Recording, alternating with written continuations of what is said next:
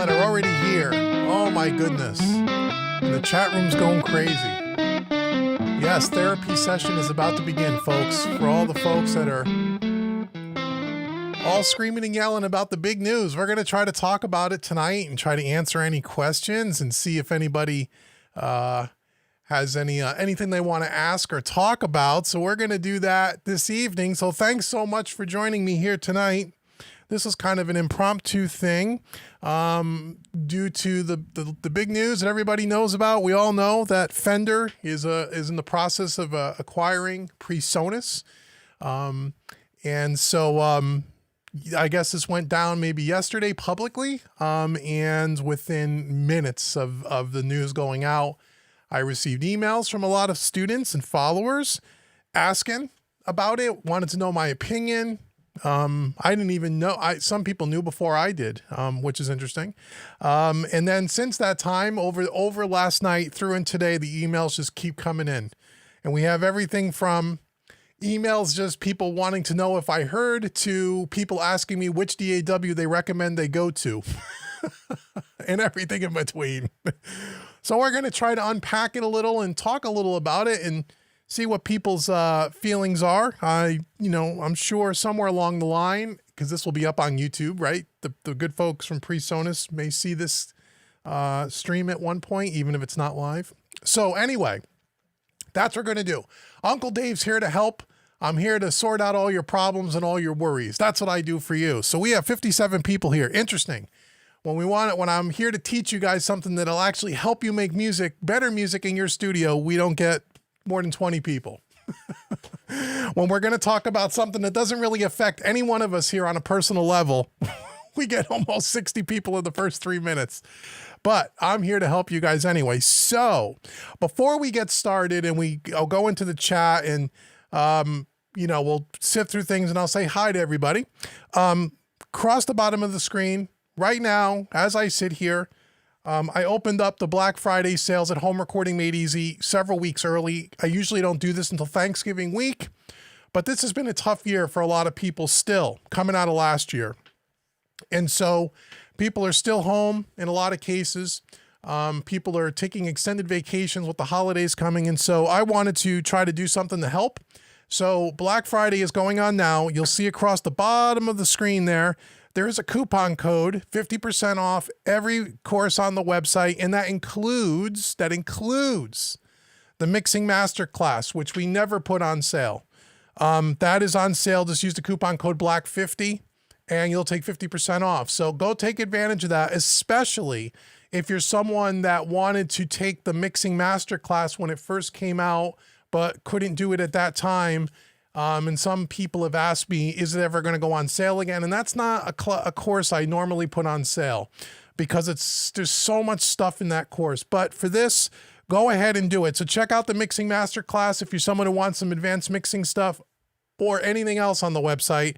50% off Black 50.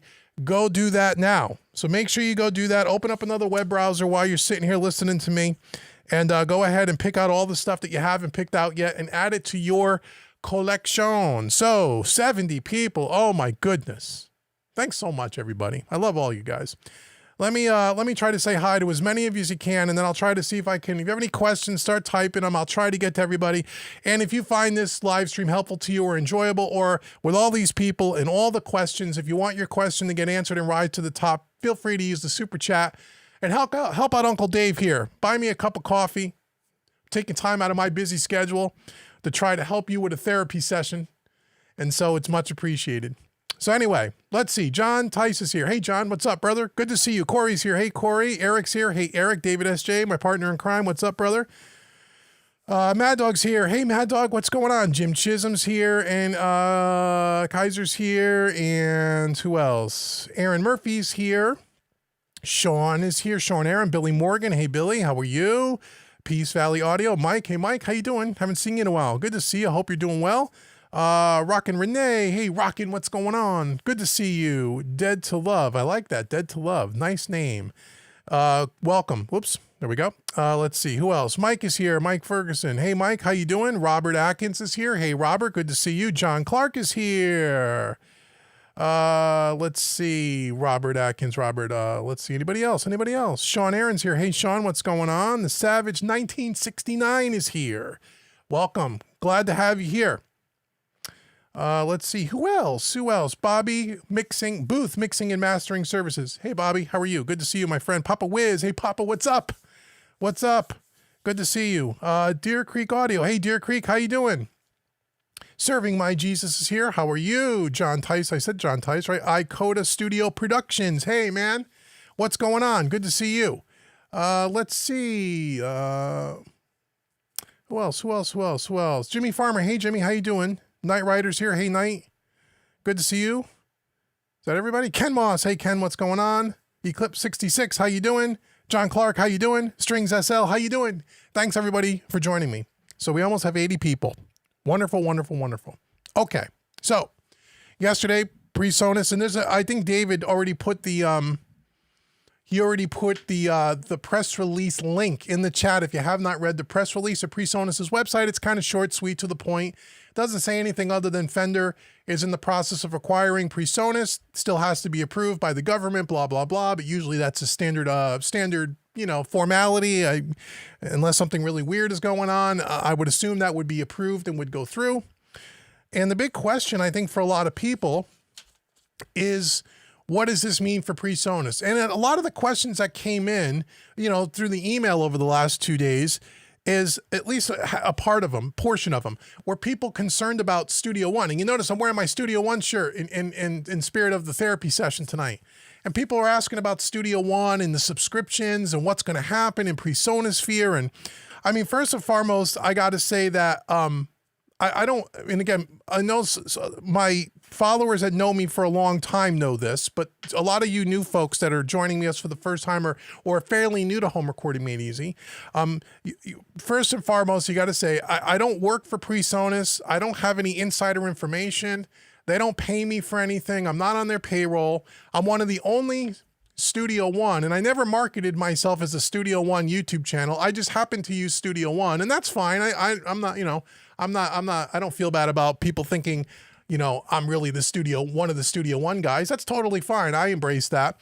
But I'm probably, if I'm not I am probably one of the only YouTube channels where the guy that's talking about Presonus, showing you Studio One, giving you tours of their stuff and recommending or not recommending certain products or software of theirs, who doesn't work for the company on some level.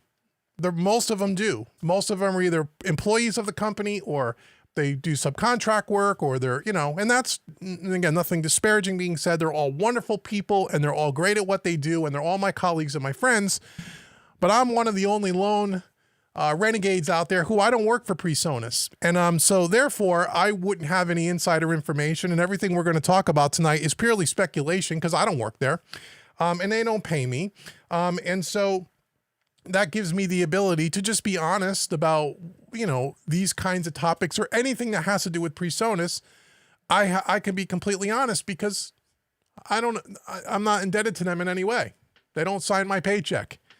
The lovely people here that buy my courses and that follow me and support what I do at Home Recording Made Easy and MixingMadeEasy.net and now Mixing Music Analog, you all are the ones that really sign my paycheck, as it were, and I appreciate all of you. So I have a responsibility to you to be honest, to be fair, and to just tell you what I think when you ask. And so when people ask me about, what's the future of Studio One, I don't know that there's a negative side to any of this. I know and I've already seen it in the chat, and some people are concerned about what happened when Gibson and Sonar and Cakewalk, when they got involved and bought that company, and then it kind of all went away and so on and so forth.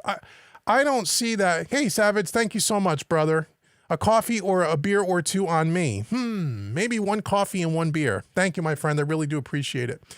I don't anticipate that this is going to be a Gibson Cakewalk Sonar thing. I mean, I don't know, but I would find that very hard to believe, that somehow Fender is going to buy the company and going to completely flip the whole Presonus model upside down in Studio One. And, Presonus is a very successful company. It started in 1995 by Jin Odin.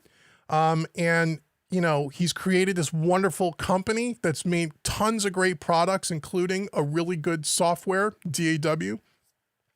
And I can't imagine that a company would come in and completely undo all the great things that have been done. I mean, that doesn't make much sense to me from a business perspective, but so I don't know that I would worry about that. And John, thank you so much, John Clark, for the super chat. Appreciate it, brother. I don't know that I would worry about any of that stuff. Again, everything remains to be seen. Some people have asked me about, you know, what DAW would I recommend they go to? And I find that a little odd. I don't know that I would be ready to jump ship, guys. If you like Studio One and you use Studio One, continuing using Studio One. I'm not leaving Studio One because Fender might buy the company or is in the process of buying the company. I don't know why any of you would either. Now, when it comes to the whole subscription topic, and again, I understand both sides of the discussion. I used to be one of those people who was, when it first kind of started and companies were first starting to do subscriptions, I hated it. I was in the camp of, I just want to buy the software. I just want to use my plugin or buy my plugin. I don't want to pay a monthly fee, blah, blah, blah, blah, blah. Since that time, and that's probably going back a handful of years, it seems now that everybody's going that way. Everyone's going in software. Everyone's going the way of subscription. And it's not just in the audio world. If you look at like Adobe, for example, Photoshop, Adobe Premiere, those products, the Adobe Suite, that's all subscription based. And there are many, many others. I mean, even just small little applications that you use for your computer. There's some special utility tools and stuff I use for the Mac, for example, and I'm sure PC's the same way. You just can't buy the license anymore. It's a yearly subscription. If you want their service, there isn't even a buy option. It's only subscription in some cases. So I'm not surprised to see this in the audio world. Now, I think one of the problems with the subscription stuff with DAWs and in the audio world, I think where people have gotten a bad taste in their mouth, as it were, is because one of the first ones to do it, or one of the big, at least to my knowledge, and again, I could be wrong about some of this information, was Avid with Pro Tools. And Avid, in Pro Tools, Avid, they don't seem to do anything simply or correct, meaning that they have a reputation of having very spotty customer service, very confusing subscription models and such. Not to mention their software, at least back in the day, was the most unstable piece of software I ever used in my life. I know that it's gotten better over the years because I think about 2 years ago, I did a fun little 4 or 5 video series. It's still on this channel. You can go see it. I think it was entitled, Does Pro Tools Still Suck 10 Years Later? And we were testing out to see, because I haven't used Pro Tools in 10 years at that point, has the stability issues have gone away? Was it more of a usable DAW? And in that, and although we did a lot of joking and kidding around during that series, in the end, it actually was way more stable than what I used to remember it. However, I have no desire to ever go back to Pro Tools just because I don't like the workflow of it, but that's neither here nor there. But Avid has this reputation of that. And even today, if you go to their website and you try to figure out some of their models, it's just not clear. However, I'll be honest with you, I kind of like the subscription model for something like Avid and Pro Tools. Because I'm someone who uses every DAW because of what I do for a living. My main DAW Studio One, but I do work with clients that will send me a session that was done in Pro Tools. And I have to have the ability to open that session and either export the files or manipulate or sometimes even work inside of it. And I don't want to buy a license of Pro Tools for the 1 or 2 times a year that I use it. I like having the pay as I go. So I pay for it for a month, I'll use it for a project, and I don't pay for it until I need it again. For me personally, I kind of like that. I know most of you are not in that same situation, so maybe that doesn't make sense for you. But I think that's where a lot of the negativity kind of started around subscriptions in the audio space, is because it's Avid, and Avid doesn't seem to do anything right, and they're way, way overly priced, and their support usually sucks for the most part. And although I know many people that use Pro Tools that love it and never have any problems with it, I know twice as many people that hate Pro Tools that always have problems with it. So it's just a matter of what you use, what you like, and what works for you. But even since then, it almost seems like everybody's going that way, right? Plugin Alliance is going that way, or has gone that way. Slate Digital has gone that way. Now Presonus with Presonus Sphere. Although I will say about Presonus Sphere, and you may have seen my video as I did a tour of Presonus Sphere for you guys. I think I released it a week or two ago. You could go check that out in the archive. Because I wasn't a Presonus Sphere member, I am now. It seems to me, when I compare that to, let's say, the Avid model, that you get a hell of a lot more in the Presonus Sphere membership than you get with Avid. Avid, you basically just get a license. You don't get anything else. With your license, you get the free updates and such, and I don't know all the particulars, but I know in basic terms, you just get the license. With Presonus Sphere, you get a mountain full of other stuff. And Studio One Professional is almost like an afterthought. So I don't know, you really can't compare the two. So go watch that video if you really want to know more about Presonus Sphere and is it worth the subscription. And as I said in that video, if you are a songwriter, and especially if you use VST instruments, loops, sample libraries, or if you're someone who scores movies and want notation software, or if you're one of those people, Presonus Sphere is an absolute no-brainer for whatever it is, $15 a month. And I think if you buy an annual membership, it's a little bit less per month.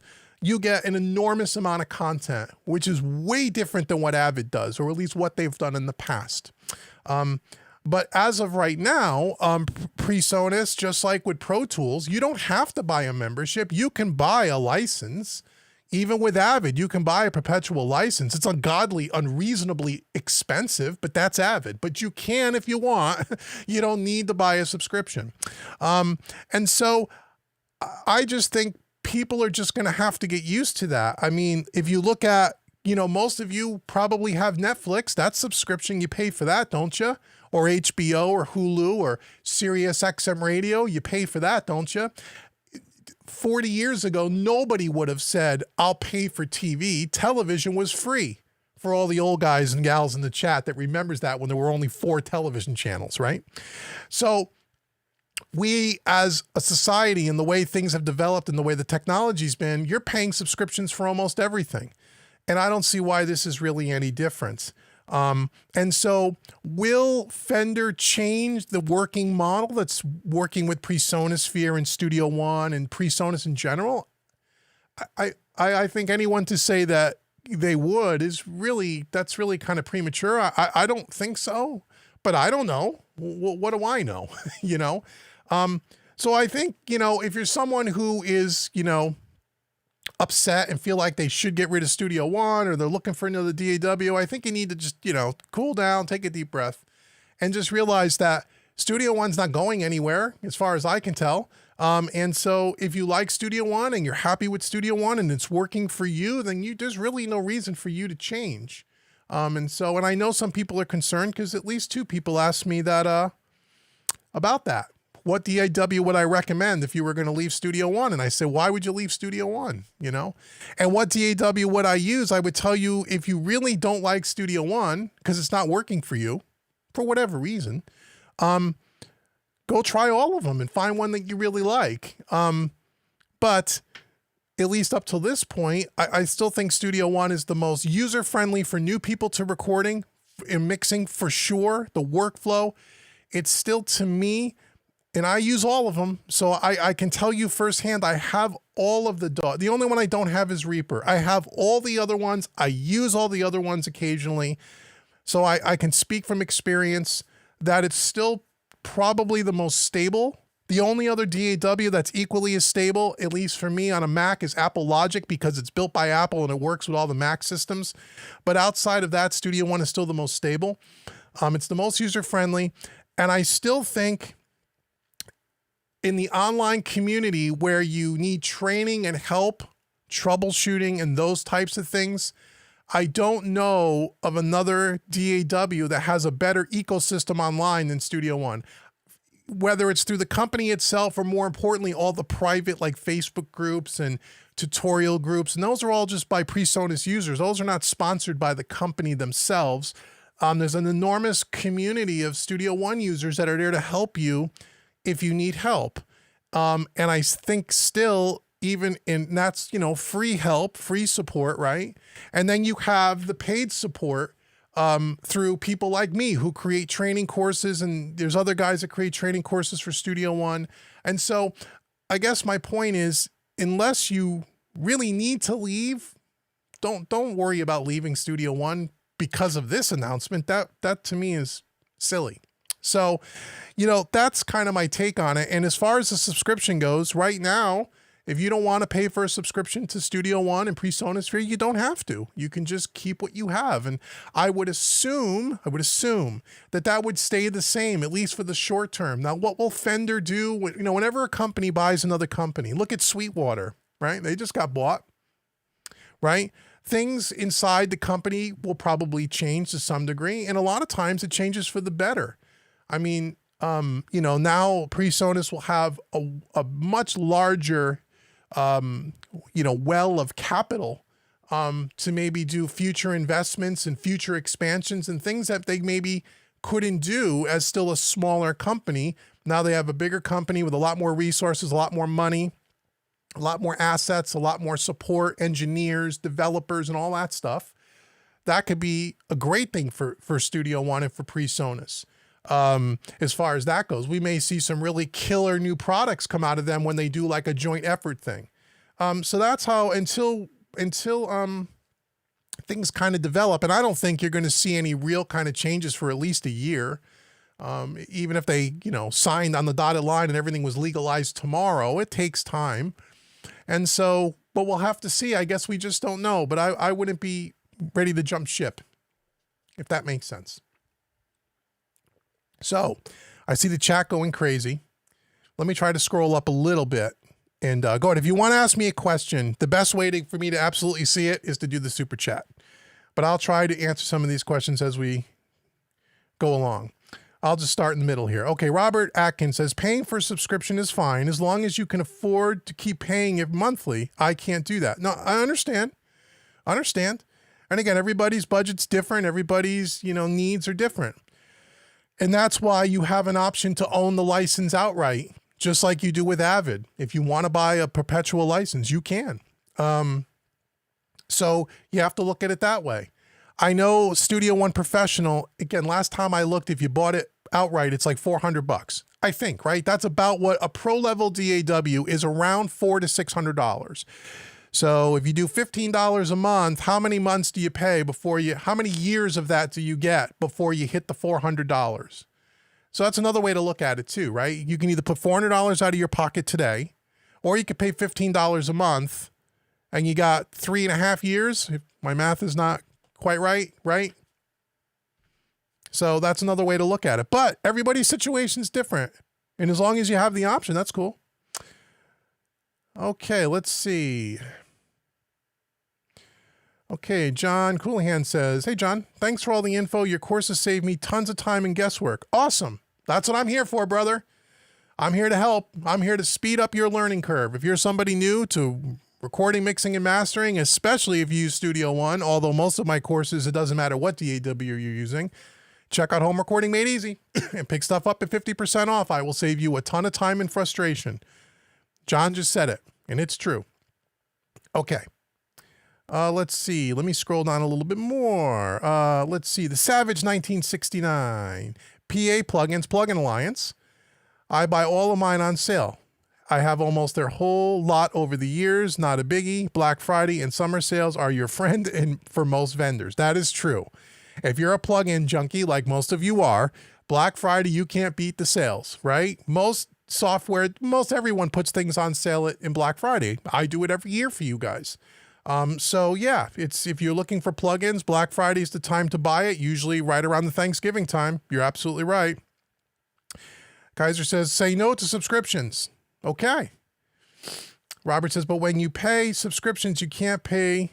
You can pay it. You can lose all your music. No, thanks. Okay. That's okay. I understand your point. So that's a good point. Good point. So if you create a session in Studio One and you're paying for your subscription, you create a session and then you decide you don't want to use them anymore and you stop paying for your subscription, well, then your software doesn't work. That is true. That is true. So that's something to consider. That's something to consider. So if you were going to leave Studio One, let's say, and go to another DAW, well, if you stop paying for your subscription, anything that you created in those sessions of Studio One, you would no longer have access to. So that's something to consider. That's true.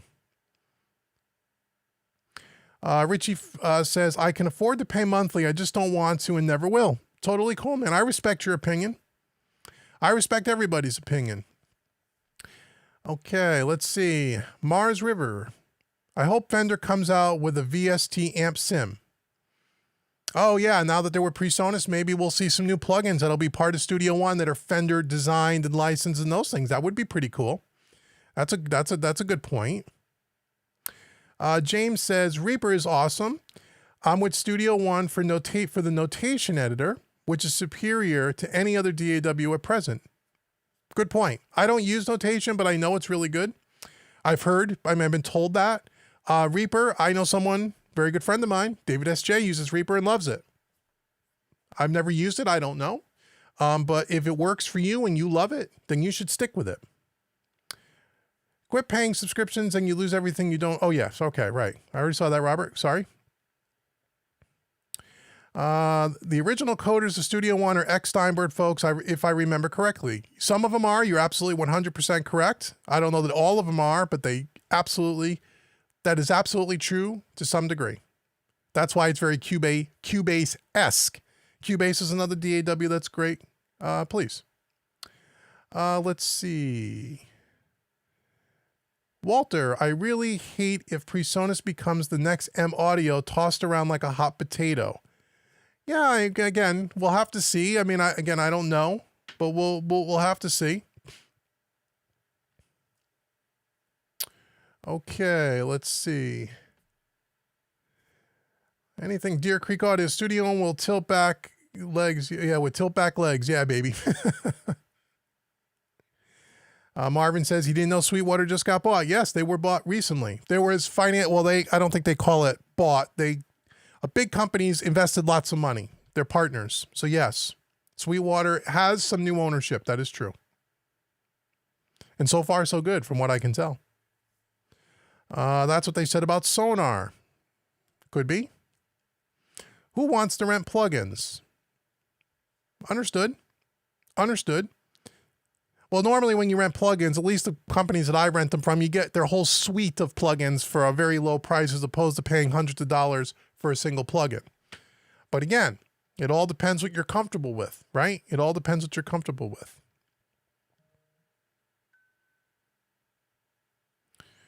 Okay, Rockin' Renee, if it ain't broke, don't fix it. I agree. So listen up, Fender. Don't do anything to screw up Presonus on us. Let's see. I also have the usual DAWs except Logic. If I'm going to be honest, while I think Studio One is great, I think Cubase is both better in terms of features and in particular when it comes to stability. Okay, that's fair. I've used Cubase for several years prior to using Studio One. Again, we're going back now, way back to Cubase 3 and 4. I think I used Cubase 5 for a while, and it was, at that time, a very stable program. I enjoyed using Cubase. It was a good program. So is it better than Studio One is today? If you say it is, I'll have to take your word for it because I don't use it. I have it. I have Cubase Pro 10. I don't have the latest version. The few times I've used it in the last year, it was very stable. It was very Studio One-like. And so I can't say anything bad about Cubase, to be honest. So if you say that and if it's working for you, totally fine, man. Totally fine. Walter says it's a good time to jump into the Presonus ecosystem. Okay. Can't blame the original investors, to be honest. It's their payday. You got that right. Capitalism is the way it works. Well, again, you got to remember too, and this is the same with Sweetwater. Remember, Sweetwater was founded by a single person back in 1978 or 79. Started out as a very small company, built a huge company over the years, a wildly successful company. You know, and maybe the same thing with Jim Odin over at Presonus. I don't know how old he is. I don't know how old the owner of Sweetwater was, but I know they got to be pushing in their 60s. If they started a company in their late 70s, Presonus was started in 1995. I don't know Jim personally. I've spoken to him once or twice over the years. I don't know how old he is, but my guess is, he's not 25 anymore, and he's been doing it a long time, and he's taken it to a place where maybe, just maybe, and again, I have no insider information, but I'm just trying to think if this was me.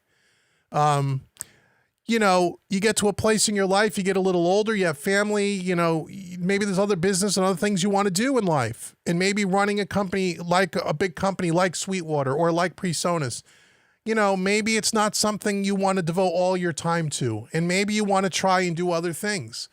And maybe, when you took all the risk and you built this company from the ground up, a big payday comes along.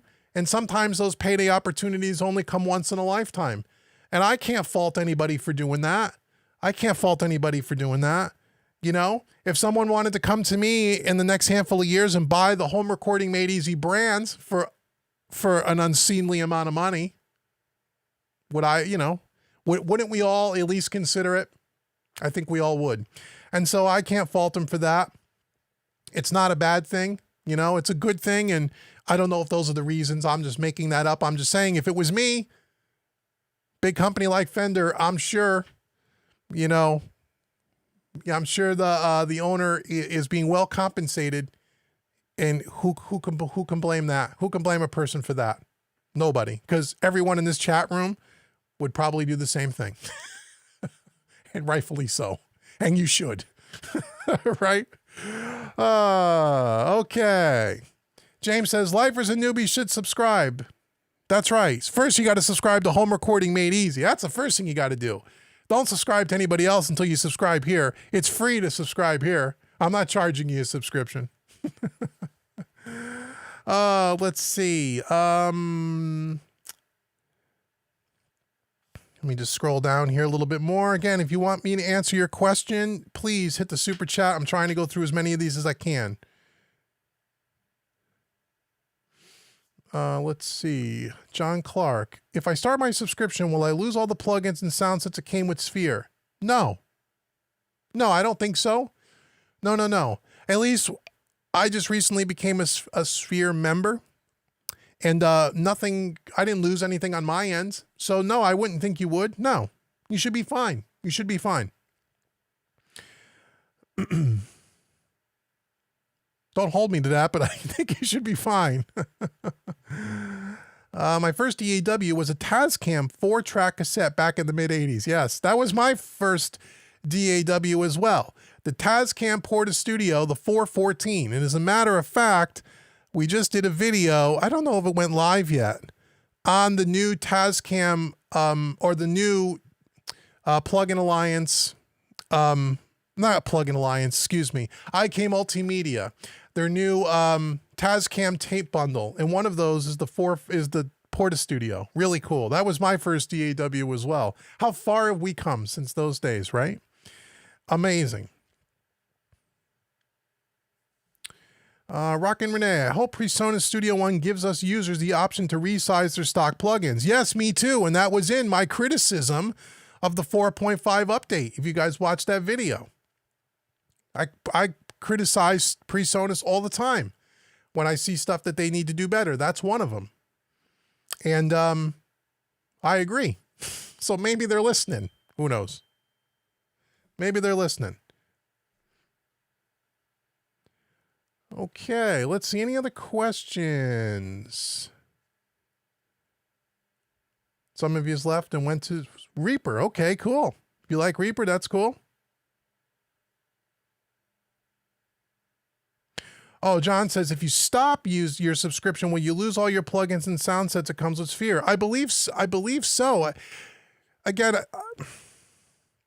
you got to, I don't know this. You got to check with Presonus for this. I don't know for sure. I know that if you have a Sphere membership and you're working in Studio One and you stopped, now the question would become, here's an interesting question that I don't know the answer to. Let's say you're someone like me who always bought their software. I bought version 5. They didn't give me version 5. I bought version 5. Now I'm a Sphere member who gets version 5.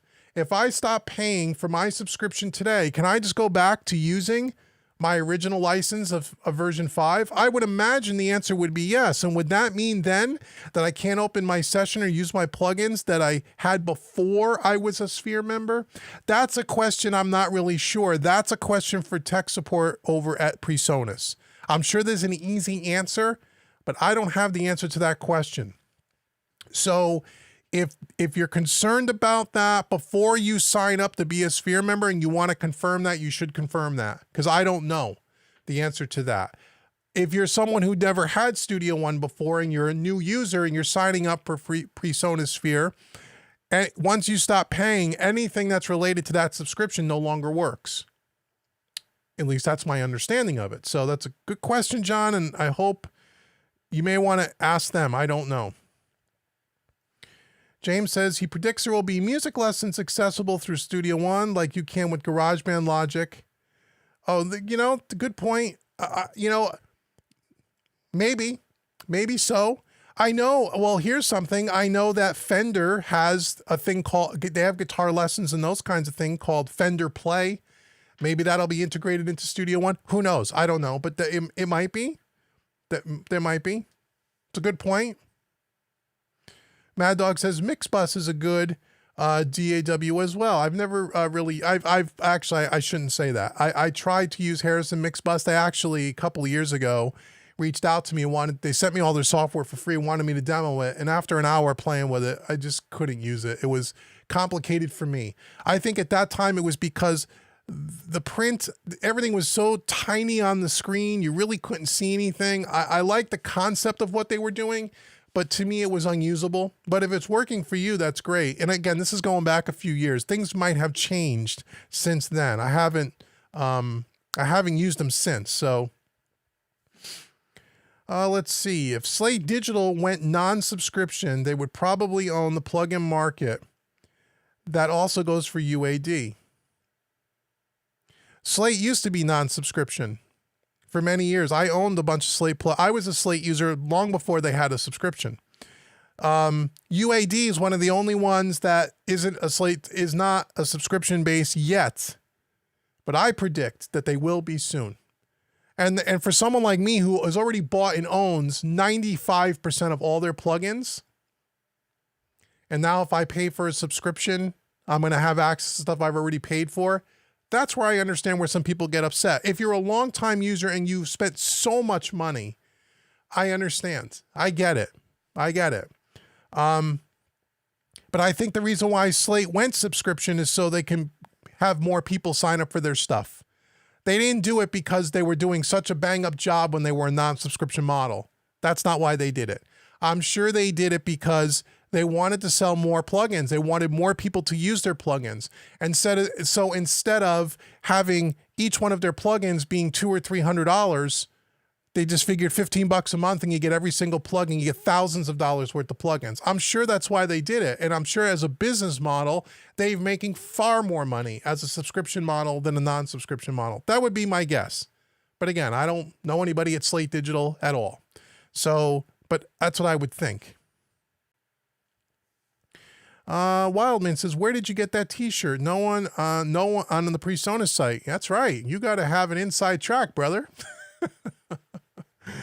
Actually, this shirt was given to me by Presonus because I've just recorded and finished today a training course for all you Presonus Sphere members that'll be released, I think, sometime in December. I'm not really sure. Presonus is going to decide when that goes live, but I asked him for a t-shirt because I'd like to wear the t-shirt in the training video on Presonus Sphere. And I kind of like the t-shirt, but this is a one of a kind.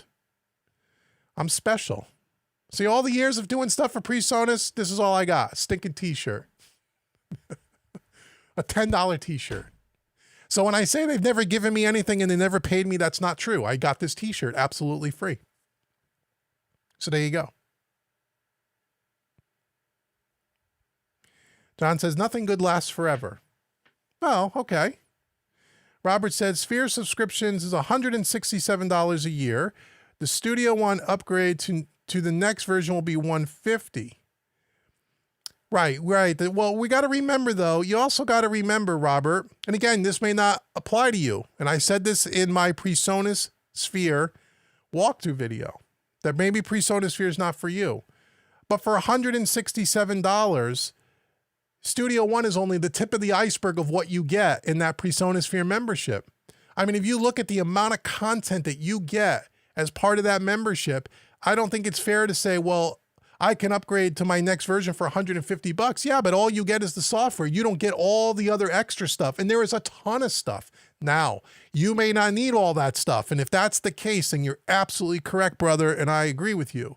And I said that at the video, that Presonus Sphere is not for everybody. It's not.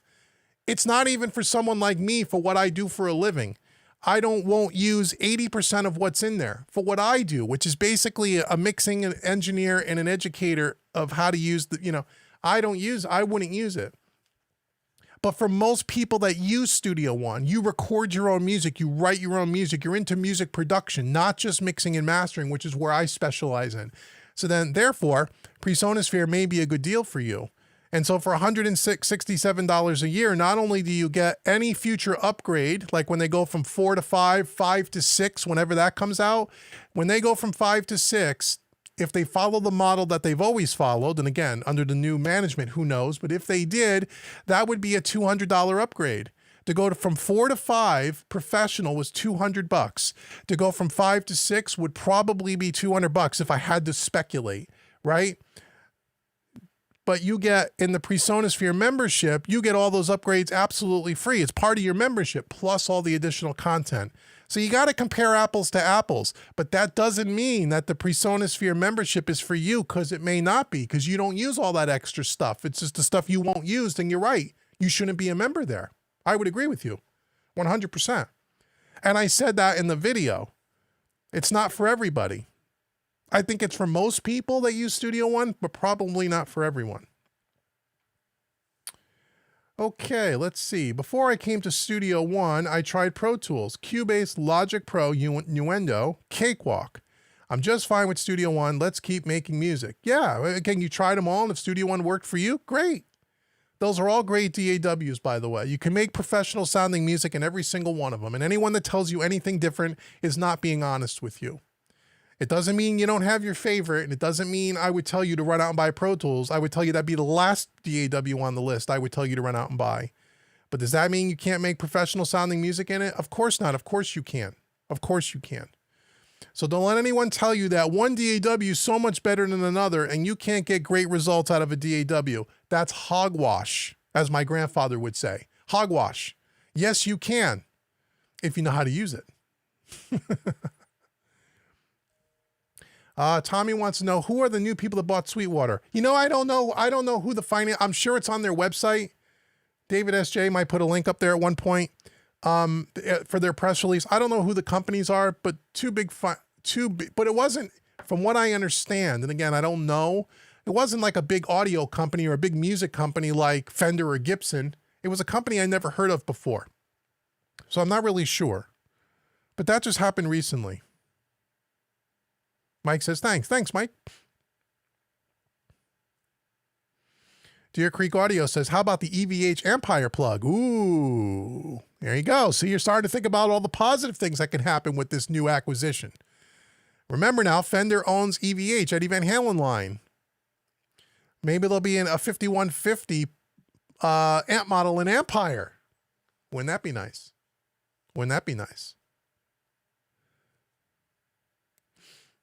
iCoda Studio says Cubase 5 rocked. I had Cubase 5. I liked it.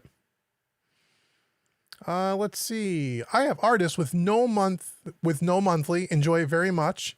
Struggling with mixes, but I'm new to it. That's cool. Artists is great. You struggling with mixes? You know where to go, right? HomeRecordingMadeEasy.com. Go to the training link at the top of the page. I have mixing courses specifically for Studio One. Get 50% off today. It's called Mixing in Studio One Made Easy. Go get that course if you're struggling with mixing. I'm here to help you. Here to help you. Okay, let's see. Big Plunk. Hey, Big Plunk. I buy a brand new Fender Jazz bass every year. Nice, nice. If Fender kills my Studio One Pro like Gibson killed my Studio Vision Pro 2, I'll never buy a new Fender again. Okay, all right. All right, Fender, you heard it. He buys a new bass every year. So if you screw up Studio One, he ain't buying Fenders anymore from you. I hear you.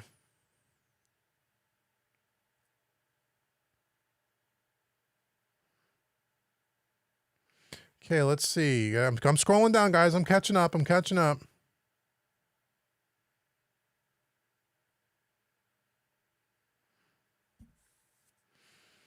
Dave, I feel like Studio One doesn't pay any attention to the low-hanging fruit on the feature request page. Okay. Top voted request is about the color palette and is 2 years old. Thoughts? Again, I don't have any insider information, but I will tell you that I do know for a fact that the engineers, developers, and coders do look at that request page. And I know that they do sort them by most popular request, and they do try to add them in their updates. Now, does that mean that every single request that gets to the top gets added? Probably not, and there's probably technical and logistical reasons. I don't know. The color palette would seem like a no-brainer to me. I'm not really sure why that is, that specific request. But I do know that the engineers absolutely look at that. I know that because they've told me, and I've talked to the head developer at Presonus with Studio One, and I know that they do that. Now, again, I don't know every single detail, but if you want a feature, you want to put it on the request page, they do look at it. And I will tell you that there was a couple that I wanted for the longest time, and when we hit Studio One 4, they added them, and I was one of the only ones that was asking for this feature, one of the features I was wanting for a long time, and they finally put it in, and I put it on that feature request page many times, was the ability to time lock an event on the timeline. So you couldn't inadvertently nudge it out of time. You could do that in every other DAW but Studio One. By the time I think it was Studio One 4 or 4.5, now you can do that. Not only can you lock it, you can lock it so it can't be moved, and you can lock it so it can't be edited if you wanted to do that too. And I know when I was putting that feature request in and talking to some people at Presonus, they said, you know, no one really asked that. I was one of the only ones they've ever heard ask for such a thing. And the reason why I asked for it is because I was doing a mix several years ago. It was a mix with it was Spanish music for a client, and it was a mix with a female Spanish vocalist. And so it wasn't in English. And somehow inadvertently, I had nudged the lead vocal just slightly out of time to where I could not hear the difference. And the client picked up on it right away. And so I thought, geez, you know, it must be a way to lock these things down, and you couldn't do it. Or like when you're editing a track and you're going to cut it up and slice it and dice it into several little pieces, you don't want any one of those little pieces to be moved. So you want to be able to lock them all in place. And so that was a feature I requested. And after a year, by the time version 4 or 4.5, I don't remember, that feature was added. So at least I can say, at least for me, for that particular feature, they were listening. So I don't know. Robert says he feels like the price will go up now. It could. I mean, again, I don't know. I will tell you, well, for the program or for the membership, or maybe both. I don't know. I don't know that you'll see the price. Like if you're going to buy the license, let's say I'm just using professional because I don't know what the artist version costs, but professional, I think it's $3.99. I think at least it was the last time I looked at it. That's competitive in the market to other DAWs. So I can't imagine that it would go, except for Avid, who is just, you know, it's almost absurd what they ask for Pro Tools. That I can't imagine they would just raise the price, you know, and not be competitive anymore. But again, I don't know. I will tell you that the subscription service, I think for $15 you get an obscene amount of stuff for $15. That wouldn't surprise me if that membership went up at one point in time. But you know what? Everything goes up every year. It just does. It costs more to do business. I mean, look at our inflation rate in the country. I mean, things go up. And so will things go up over time? Probably. It costs more to do business. It just does. And so maybe, I don't know that, but it wouldn't surprise me. Let's see. I've used Pro Tools for 16 years and was on the brink of jumping to Studio One. But then this Fender, I don't know what to expect now. Well, if you use Pro Tools for 16 years, why would you jump to Studio One? Do you not like Pro Tools? Just curious. Or maybe you just want to do something, you just want to try something new, and I respect that too. Sometimes if you use something for so long, you just want to try something new. But again, I don't know why you would hesitate because of Fender. Now you won't jump to Studio One. I don't understand the rationale behind that, but I'd be interested to know why you'd want to leave a DAW after 16 years, unless you really just got tired of it. Richie says the price is definitely going to go up. How do you know that? How do you know that? You don't know that. You could be right, but you don't know that unless you work there. Okay, let's see. John says between Gibson and Fender, Fender is more for the people kind of company than Gibson. Let's just think about Lord Gibson did not buy Presonus. Well, again, I don't know about that. I mean, okay. I mean, there's a lot of Gibson loyalists and there's Fender loyalists. I know. You know, that you couldn't get more people who are in, divisiveness. People they're in their camps. You're a Fender guy, you're a Gibson guy or gal, right? So I don't know. Speaking of takeovers, how about using Dave's affiliate link when you shop at Sweetwater? Yeah. How about that? Come on. Help Uncle Dave. You don't see anybody from any of these big companies coming on here and talking to you and giving you a free therapy session, do you? No, only Uncle Dave. So the next time you shop at Sweetwater, use the affiliate link that Dave put in the chat and take that link and put it on your desktop. You can use it anytime during the year. You don't pay any more for the product, and it does pay me a small commission, and it helps me, and I do appreciate it. And I say this every time. Thank you to all the hundreds of people who have used those links over the years, because I know when you do, and a lot of you will write me and tell me, you use my link and then you tell me about your gear. And I love listening and reading about the emails of the gear that you guys buy, whether you buy with my affiliate link or not. I just enjoy hearing what you guys are doing in your studios. And so it's really cool. So yeah, use the link. Let's see. Fender has saved Charvel, Jackson, and Gretsch in recent years. Well, that's true. I don't know if Presonus needs saving, but they have. Without Fender, who knows where Charvel, Jackson, and Gretsch might be. And Ovation, by the way. And I know that for a fact because Ovation's main factory was only 45 minutes from my house. Not anymore, but they were. Fender bought them. Fender Musical Corporation. So they, and Hamer Guitars, same thing. So, again, could be a good thing. Could be a good thing. Deer Creek Audio says, if they can get it to no latency, I buy it in a heartbeat. Of what no latency? Of Studio One? I don't have any latency issues with Studio One. Let's see. Okay, I'm still trying to catch up here, guys.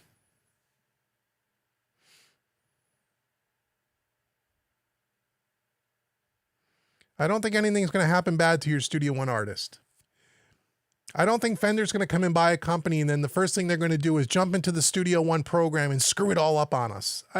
That's an unrealistic thing to think.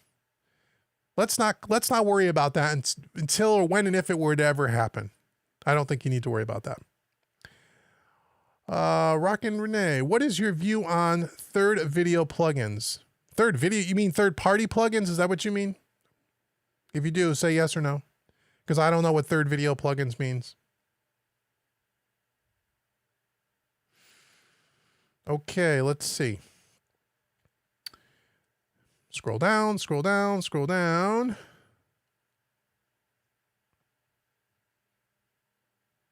I'm getting caught up, guys. I'm trying.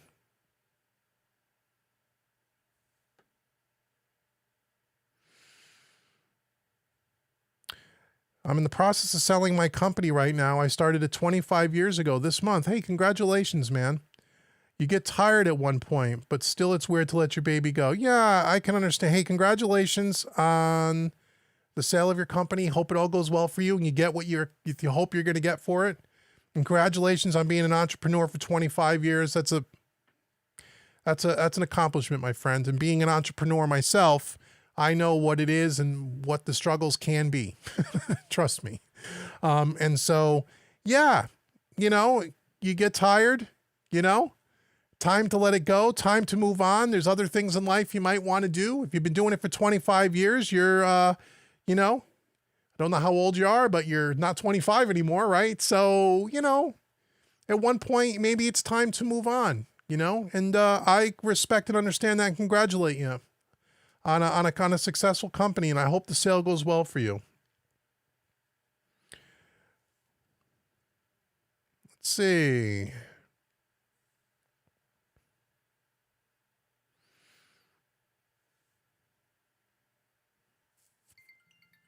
Who's calling me? Sorry. Mike says I'd still be using analog equipment if someone still bought tapes. Hey, I'm using analog equipment. A whole bunch of it. It's a lot of fun. And by the way, if you're into analog mixing and gear and consoles and just talking about stuff like that, there's a new YouTube channel, Mixing Music Analog. Go check it out and subscribe. You may dig it. As a matter of fact, this weekend we're going to be doing a live stream over there. Right, Dave? If Dave's still coming, we're going to be rebuilding some audio racks this weekend. Live on YouTube. Not on this channel, on that channel. You may want to check that out. All right, let me see. Any other questions? Any other questions?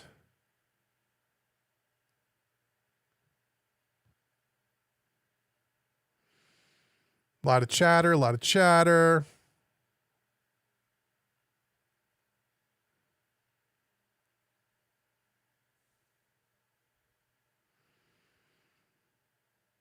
Deer Creek says Studio 1.5 is on his computer, no internet needed. Cool. You won't lose that if you bought it, as long as you have the install files. Oh yeah, I guess if you're going back and forth between the membership and the non-membership, that makes sense. That makes sense.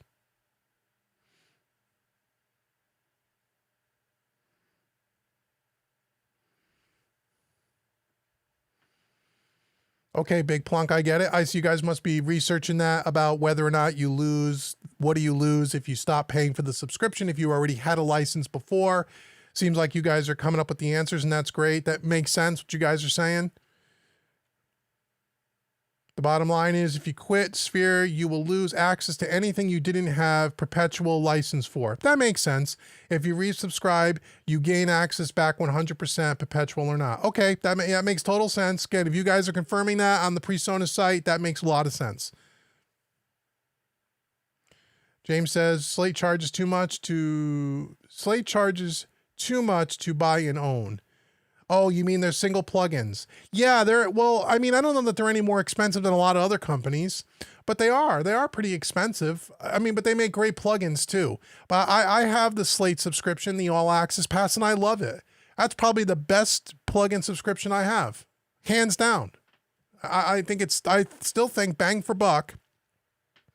When you talk about third-party plugins, bang for buck, I still think they're the best on the market. When you look at what the monthly fee is, it's about $14 a month, give or take. All the plugins that they have, and all of them, with the exception of maybe one or two are home runs, they don't make bad plugins. They give you everything that you need in that bundle. If you like that kind of mixing style, the kind of analog style, you can't really beat what they have there. And I've been, I've been using their plugins forever, and I pay for a subscription just like all of you, and I think that's still the one that I recommend the most when people ask. So, hope that makes sense. John thinks that Fender will absolutely include music lessons somewhere in Studio One. Fender wants players more than anybody. They'll probably give a trial with the interface purchases. They might. I mean, there's a lot of possibilities. I know they do online lessons. I know they have the thing called Fender Play. I don't know much about it, but I've seen advertisements for it. I think if if done right, if you marry the two companies together and take some of those things, the best things that those companies do, and put them all inside of something like Studio One or Studio One Sphere or something like that, I think it could be really killer. I think there could be a lot of upside. Sure, there can always be downside, but I think there could be lots of upside. And so, it could be a great thing,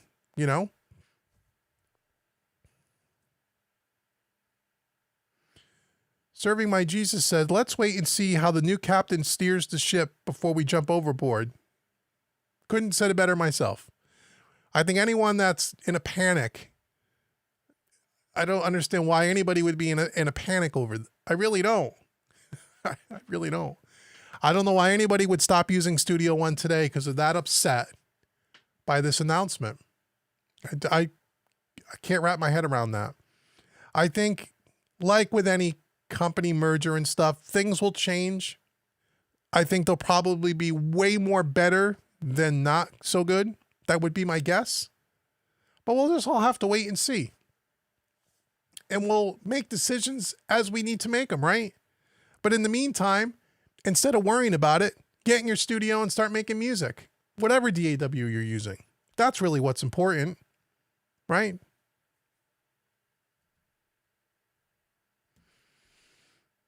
Okay, I'm getting down there. I'm getting down there.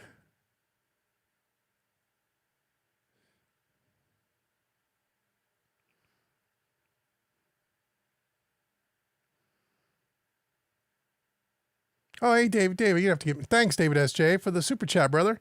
He's just speculating here, but it seems entirely possible that Presonus launched Sphere knowing that Fender was taking over.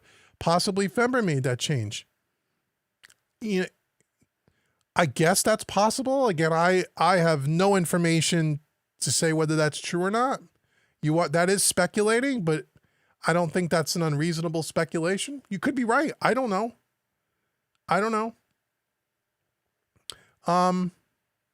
Maybe. But I still think, if that's true, I still think, again, as I said, I think Presonus Sphere was a nice addition or an option for people that you didn't have before.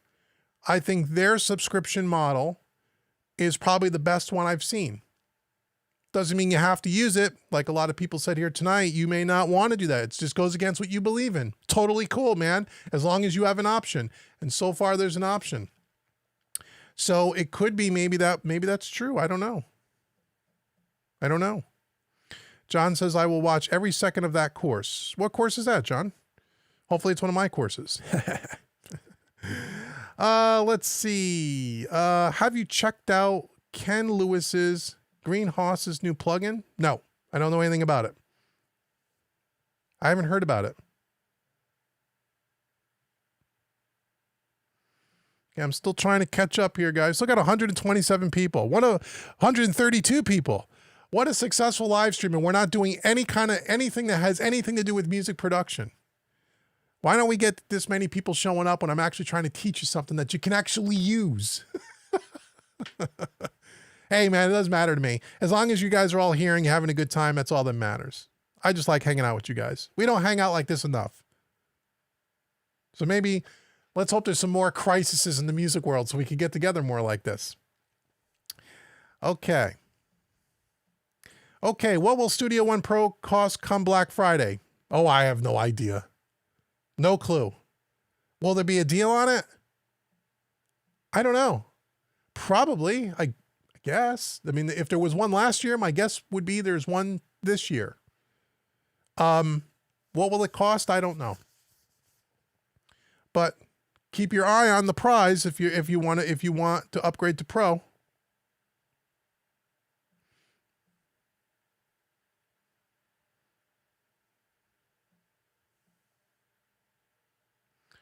Savage says, Savage 1969, the Savage. Technically, Fender won't own Presonus. Servco will. Servco is the majority shareholder of Fender. Oh, interesting. I didn't know that. Nice piece of information. Okay. Cool.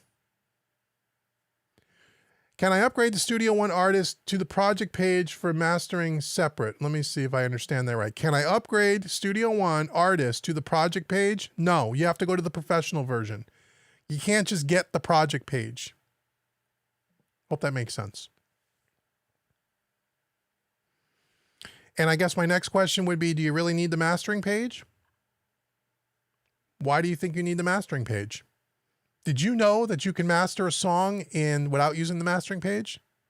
Yes, you can. I have a whole course on it called Mastering Made Easy. Go check it out. But I also show you how to use the mastering page and Mastering Made Easy as well. And you can get it for 50% off. Okay, let's see. Investment company bought Sweetwater. Chuck Schurak is still around. Yes, Chuck is still around. He has a different role there. Sweetwater got bought about 2 months ago. That's true. John says, if Gibson bought them, I'd be hella worried. All the Gibson haters. Ken Moss. Okay, he's right into Quality Jones, not alone, but for me, it's only if Fender doesn't screw up a great company and great software. I don't know why you would think they'd screw it up. What is my big hope with the acquisition? What is my big hope? Is that the question? I haven't really thought about it. I guess if, I hope that they're able to use the resources and the money and the research and development and all the things that they could bring to the table to make Presonus products and Studio One better products. And maybe some new innovative products. That's what I would hope. I mean, Presonus is one of those few companies that continually have put out new products and many new products a year. Pardon me, year after year after year after year. They're one of the only companies in the audio space that does everything from, they used to be a hardware company long before they were a software company, from audio interfaces to live PA gear, to studio gear, to software, to digital, probably the best digital live mixer on the market, the Studio Live. They do it all. They're one of the few companies that do that put out more than one new product a year, tons of new products every single year, And so I hope that now with the addition of maybe a Fender and all the stuff that resources and whatnot that could be brought to the table, I hope they just continue on that path, and maybe between the two forces, they can develop some even better products, give us even more choices as consumers. That's what I would hope. And I would assume on some level that would be true.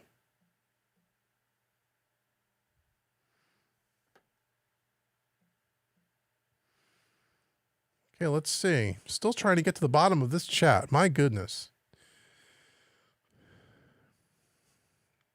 Jerome says that, yes, the 5150 amp model in Empire, that seems very possible. Sure it does. Sure it does. John Tice, no more Brown sound. Legit EVH on the label. Gibson bought Mesa Boogie. They did? Oh, they did. Did I hear that? Is that true? I thought I've heard that. We'll see how that goes. I think I've heard that. That's true. Gibson did buy Mesa Boogie. I believe that's true. I personally don't think that the acquisition will change anything aside from to allow them more funding overhead. Yeah, I maybe you're right. Maybe you're right. I mean, is it really going to is it really going to affect any one of us? Not really. I don't think. Who knows?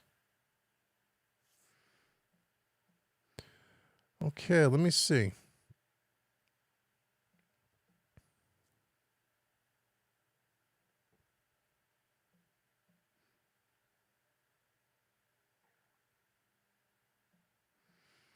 Okay, any other questions? Look at 133 of you. Is this therapy session been good for everybody? You guys feel better about things now? Did I do you guys justice? Did we get the job done? Did we get it done? Let's see. Who else? Any other questions? Anything else? Let's see. Maybe.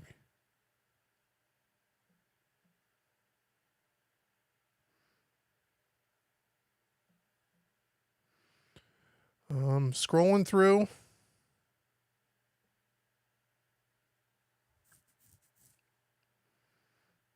Again, make sure you head out to Home Recording Made Easy.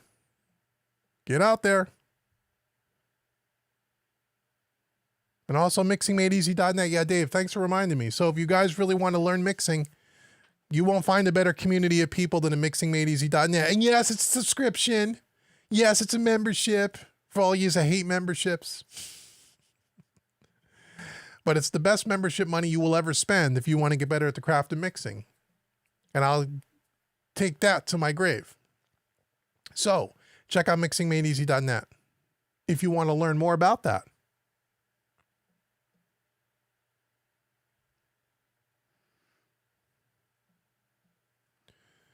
Okay, Uncle Dave, you are a really good therapist. I'm going to stay with my Presonus Studio One because they are still the best.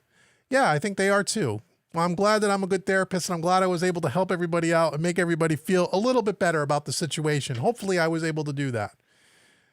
Let's see. Anybody else? Any other questions? I'm still not at the bottom of the damn chat. Wow.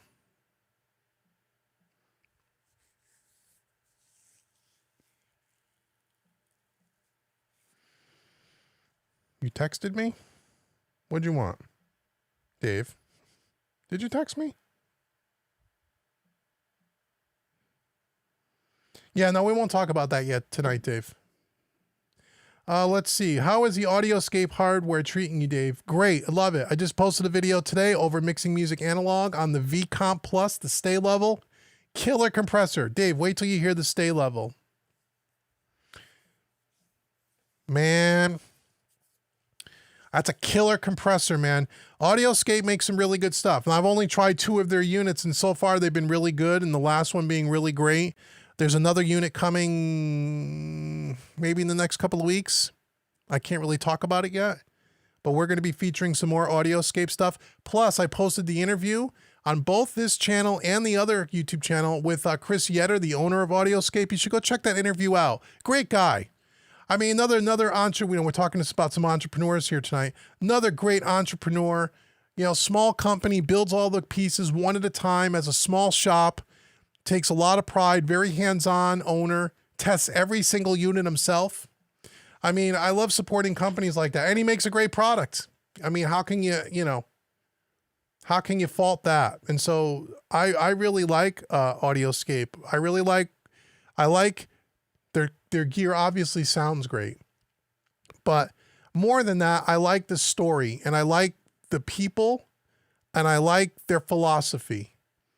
And that means a lot to me. And their customer service is huge important to me. And so, yeah, if you're into hardware, check out Audioscape Engineering. I think they're someone you should at least take a look at. Really should. Really should. They're a great company. Yep, Dave's coming this weekend. Good, yeah. So Mixing Music Analog, go subscribe to the YouTube channel, everybody, because we're going to be doing a live stream on Saturday. I'm not sure what time. I don't know, 10 o'clock, Dave, something like that. We're going to roll the cameras live, and you're going to watch us. You probably can't see it because it's a little dark over my shoulder back there. We're going to rebuild we're going to take apart all the gear in the racks, all the cablings, and we're going to reconfigure the racks to make them a little more user-friendly. Now that Dave and I have done some mixing on the console, we realize that not all the pieces of gear are in the optimal location, especially the patch bays. So we were just going to do it and just do it. And then Dave said we should do it as a live stream. So yeah, we're going to do it as a live stream. So go check out Mixing Music Analog. Make sure you subscribe over there. Even if you don't have hardware, you're not into that stuff, but if you're into gear and you just like watching people hook stuff up and making stuff work, you may like that channel. So go check it out. Okay, let's see. Any other questions here? Yes, post a question now if you have one, because I'm not going to be on here forever. Scrolling down.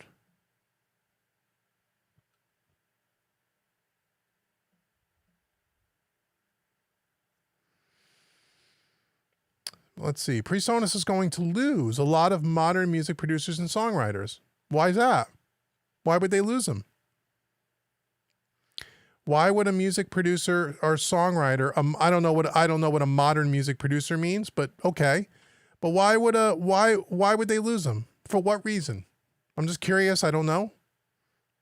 Is there a better product out there that's better for music production and songwriters? If there is, what is it? Let's see. I didn't ignore your super chat, Dave. I saw it, didn't I? I said thanks. Right? I saw your super chat. Did you do another one? If you did another one, I did miss it. I saw the first one. Thanks, brother. I saw it and I said thank you. I thought I did.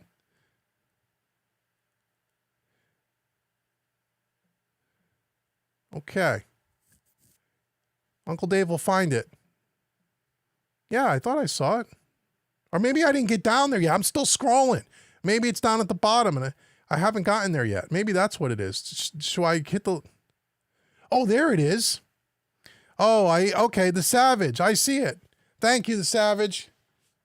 I wasn't at the chat. I'm really trying to catch up. I didn't see it. Thank you so much, brother. I appreciate that. Now I got to scroll back up again because I want to see if there's anything else I missed that I want to answer for you guys. That was odd that it didn't pop up in front of me.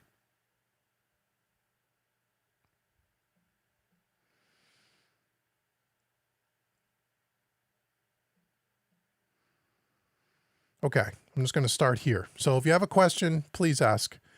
Let's see. Let me see here. I think everyone is worried about Fender buying Presonus because of what happened with Gibson when Gibson bought Cakewalk. Yeah, I mean, I understand. But that's, you know, that was two different companies. This is something completely different. Something completely different, but I understand. I understand. I think Midas would be the best live mixer, just saying. You know, I haven't used the Midas, so I can't say that you're wrong. All I know is I've used the Behringer before, and I know Midas and Behringer are the same company. And I've used a Studio Live, and there's not, in my mind, there's no comparison. But I haven't used a specific Midas mixer, so you could be right. You could be right.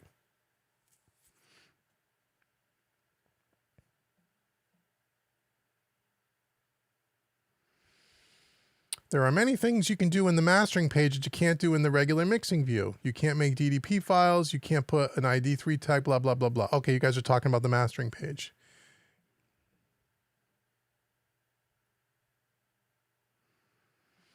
Let's see. Uncle Dave the therapist. Let's see. We appreciate you, Dave. Thank you, man. I appreciate all you guys, too. I really do. You guys are great. We still have over 100 people here. I can't believe it. This is what I'm going to do most of the time. I'm not going to teach you guys anything. I'm just going to come on here and talk to you. We get much more of a crowd when I just come on here and talk. I guess you don't want me to show you anything.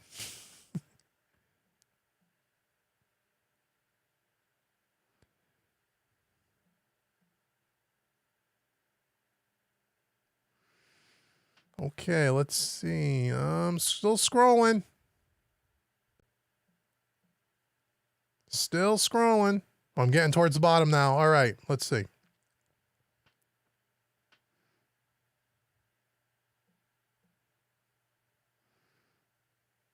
Okay, I'm at the bottom of the list.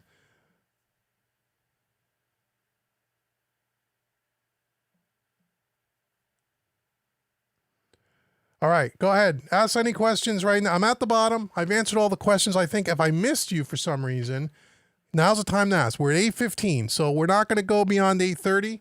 So I'll stay another 10 or 15 minutes, and then I got to head out. So go ahead. If there's anything you want to ask about anything, now's the time to ask. Make sure you go over to Home Recording Made Easy. Use the Black Friday coupon code. Go do it right now. Stop waiting. Go do it. Get your training. Check out all the different links Dave's been putting in the chat.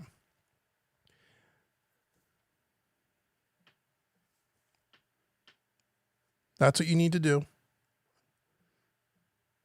I know there's a delay on YouTube, so I'll wait a few more minutes. So go ahead. Any other questions? Anything you want to know? I'd be glad to help. Glad to help. What is the box behind you next to the couch? Oh, that is a piece of gear. Oh, you know what that is? I can tell you what that is. That is a Fader Port 16 by Presonus. I'm going to be doing a bunch of videos on this channel showing you how to use it and such. It's kind of going hand in hand with the podcast episode I released a few weeks ago talking about, you know, maybe getting away a little bit from your mouse and your keyboard to do your mixing and to do a little bit more tactile, hands-on feel. And you don't have to go buy a console to do that. You can just use something like a control surface. So I reached out to my friends over at Presonus and said, hey, send me a Fader port so I can do some videos. And they did. It's not mine to keep, but I can have it for a while, and I'm going to play with it and try it out, let you know what I think. Maybe compare it to the SSL UF8 that I have over in the console, although the Fader Port 16 is 16 faders. The UF8's only 8 faders. And we're going to do some videos on that soon. I haven't even opened it. I was going to do an unboxing video. That's why it's still in the box. But that'll be coming soon. I'll probably start on that next week or the week after. You'll see those videos before the end of the year. So that's what's in the box. Thanks for asking. All right, let's see. I see a bunch more stuff here. I don't want to miss your questions. Let me see.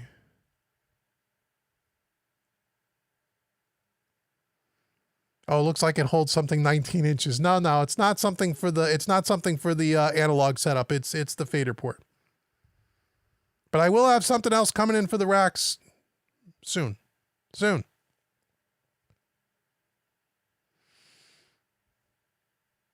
Rockin' Renee says, I hate using the mouse for everything. Yes, well, then you may want to check out a surface control. So we're going to check out the fader port, and we're going to see how it integrates with Studio One, and see if it's something that's worth checking out. I've never used one, so I'm interested to use one.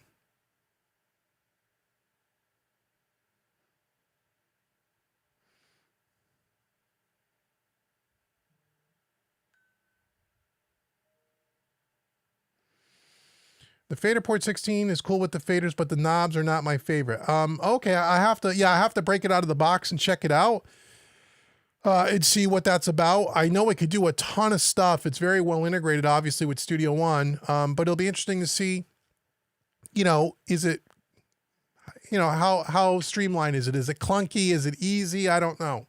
So you probably have more experience in it than I do. So I'll let you guys know.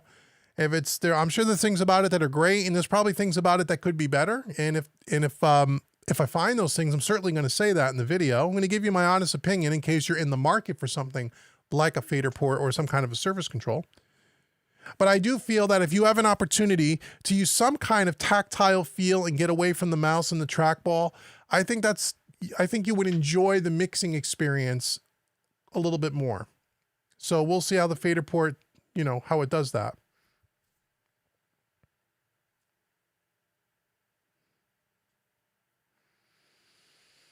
Let's see, the fader port integration is better than the SSL, and it has transport controls, which the SSL doesn't. That's not true. The SSL does have transport controls, but the SSL is slick for what it does. Tough call. No, the SSL does have transport controls. It does.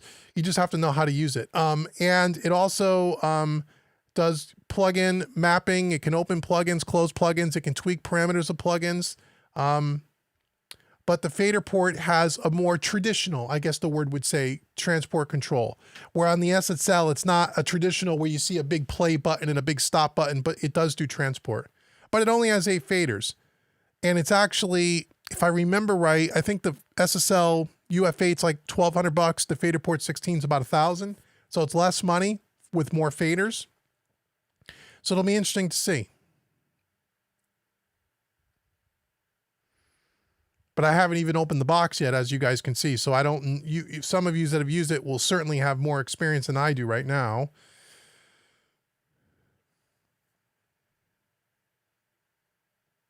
The fader port buttons look like they were stolen from an old Cubase Houston control. Funny how Presonus copies everything Cubase does. Yeah, the reason why they do that is because one of the developers, well, they're from Steinberg. And I know for a fact, because I talked to people that were involved in designing some of the fader port stuff, that they did use some of the Steinberg controllers as inspiration. They didn't copy it, but yeah, so that's true.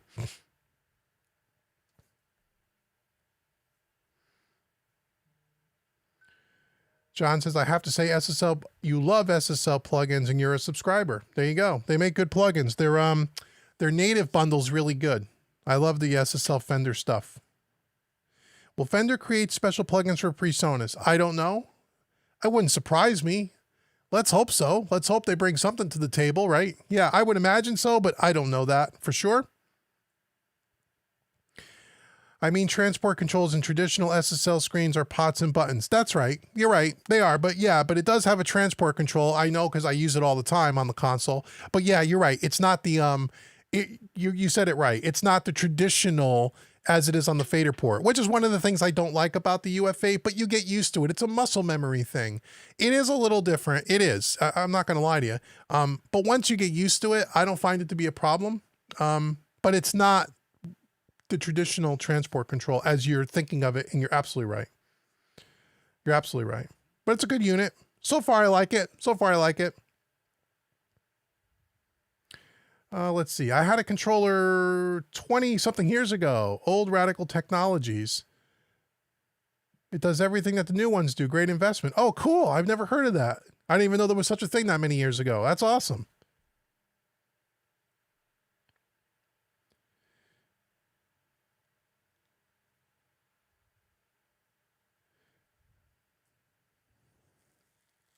Too bad Steinberg didn't buy Presonus.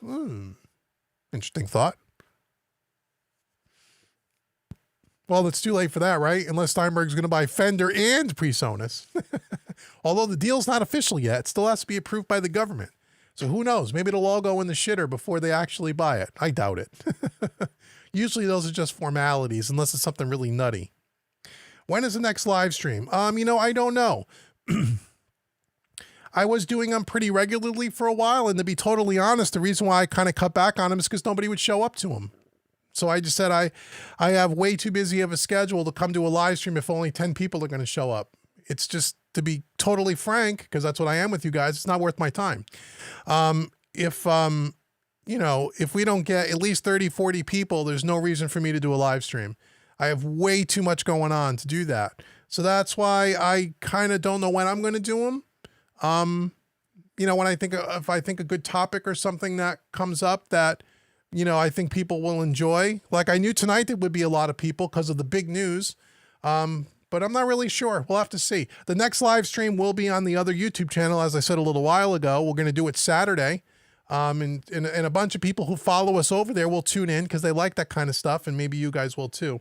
But as far as what's going to happen on this channel from a live stream point of view moving forward, I don't really know. It's not going to be as regular as it used to be just because there's not any real interest. And if there's no real interest, then there's no reason for me to do them.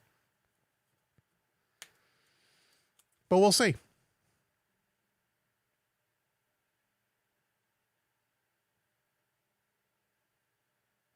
So back to Fender buying Presonus. I left Studio 1.5 and was making my primary DAW, but now I'm wondering. And to be honest, I'm surprised that Behringer wasn't trying to buy Presonus especially. Yeah, okay, I hear you. I don't know why Behringer wasn't trying. Don't know. Have no idea. Good point. Good thoughts. Since they want to be in the DAW world. Oh, maybe they do. I don't know. Maybe they tried to buy him. Fender's a big company with a lot of deep pockets, man. I'm sure it wasn't a I'm sure Presonus was a pretty penny. Let's just say it that way. How different is your electric bill having the SSL? I know a 4000G that eats tons of energy, but have you seen a difference? No. A lot of people don't understand the new consoles. This console that's behind me takes just as much power energy as my iMac. A lot of people are thinking about the old 4000s from the 80s and 90s. Those would cost you $2,000 a month to run those electric bills because you had to have a special machine room to run big, huge power supplies with air conditioning in them to keep them cool. That's not the case. The SSL, my electric bill hasn't gone up hardly at all. I don't even notice it. And that's the honest truth. And it runs every single day here. It doesn't run all day every day, but it runs every day on some level. It's very energy efficient is one of the concerns I had when I was first looking for a console. Was one of my first questions. Does this thing need a machine room? Does it need to be air conditioned? What's the power consumption? Because I know the old consoles, the old vintage ones, that was a huge concern. The operating costs were huge on those things. These, nothing. It takes as much energy as a desktop computer, if you can believe that. How the hell they're able to do that, I don't know. But it does. So yeah, so I haven't noticed it even at all. Really, honestly. Because if it was $1,500 a month to run it, I wouldn't have bought it. Okay, let's see. Cool. I'm at the bottom of the chat. Okay. Got 2 more minutes and then I'm going unless you guys have a really good question.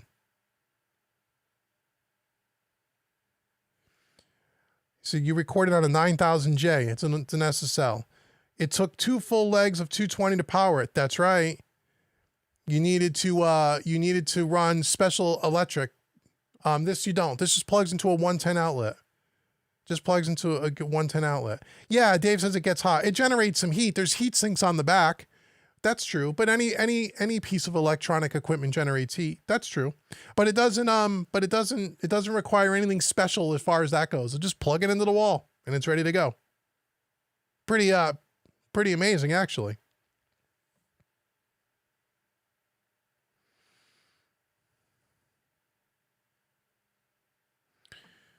Yes, plus the SSL would tell us not to turn them off and on, just leave them on all the time because it was too much shock to the components. Yeah, that's not the case on this one. I asked that question too. I don't leave it on all day. The engineers at SSL themselves told me they turn theirs off every day. So I don't leave it on. Again, and I know we're talking vintage stuff with the vintage components probably was different back then. But today, I don't leave it on all the time. I only turn it on when I use it. It's on quite a bit during the day, but I don't leave it on all day. And I haven't had any issues, and nowhere in the manual it says you should leave it on. Although it does have, on this particular console, if you wanted to leave it on, it does have a sleep mode, like a computer, where you can, it'll put it in a it'll stay in a powered up state, but in a sleep mode. If you wanted to leave it on all the time to use less energy. But they told me just to turn it off, and that's what I do. And so far, I haven't had any issues with it. So I don't know. Yeah. Raldo says he likes the SSL. We love it too. It's a lot of fun. A lot of fun. And if you don't leave them on, it ends up costing you more in maintenance costs back in the day. We just kept them on 24/7. Yeah. No, I know that's the way it was back then, Savage. I know. Yeah. That's true. You would leave them on because turning them on and off, you'd do other damage to components and you'd have to pay more maintenance fees. I totally know about that. And that's why I wouldn't buy a vintage console. A lot of people said to me, why the hell would you buy this when you could buy a vintage console that has dynamics in it and everything else? Because people don't understand, some of you guys do that have used the old stuff, the maintenance costs and the running costs of those old consoles is astronomical. I just couldn't afford it. This is like low maintenance, almost no maintenance in the big scheme of things, and no power consumption, really. That it just, there was no way I would have looked at a vintage console. No possible way I would have done that. Would be cool to have one, but just didn't economically make sense, to me. What's your SSL? It's an SSL Origin, brand new, 32 channel, with 64 fader, 32 long fader, 32 short fader. Great console, a lot of fun. And we have a whole YouTube channel built around it. Mixing Music Analog, go check it out. Glad SSL started making changes to the new console because they added cost of energy and the AC bills. Yes, yeah. You had to have a special room, right? With air conditioning to keep all the power supplies and everything cold. So crazy. Thanks, Uncle Dave, for taking us off the Fender cliff. All right, great, man. If I kept you all from jumping off the cliff, that's awesome. It's awesome. Yes, we have some new exciting things coming to HRME soon. Not going to talk about it tonight, but we have some new products and some new things to help you with your mixing primarily. So stay tuned. Things will be coming. Again, if you're not on the email list at homerecordingmadeeasy.com, make sure you go over and download the free. If you're new here, there's a free mixing course right on the homepage. Download that free course. And when you do that, you'll be on my email list. And you want to be on the email list because those are the only people that get sales and discounts on my courses. The general public doesn't get that except for things like Black Friday, which only happens once a year. If you want sales and deals on my training courses throughout the year, you have to be on my email list. So go get on the email list. Definitely. Cool. All right, man. So we've been on here, an hour, a little over an hour and a half. So I want to say thanks, everyone. We still have 100 people here. Thank you so much for joining me. I really do appreciate it. Once again, make sure you like, share, subscribe. Make sure you go to homerecordingmadeeasy.com. As I said, get on the email list. And right now, you can get the Black Friday sales 50% off. Use the coupon code BLACK50 at checkout. Everything on the website is 50% off, especially the mixing masterclass. If you think you are at a advanced level of mixing, I challenge you to go take the mixing masterclass, and you get it for 50% off, which we never, ever, ever, ever put that on sale. So go get that now, because it's not going to be on sale for very long. And until the next time, thank you so much for joining me. I appreciate all of you, and I will see you all very, very soon. Take care, everybody.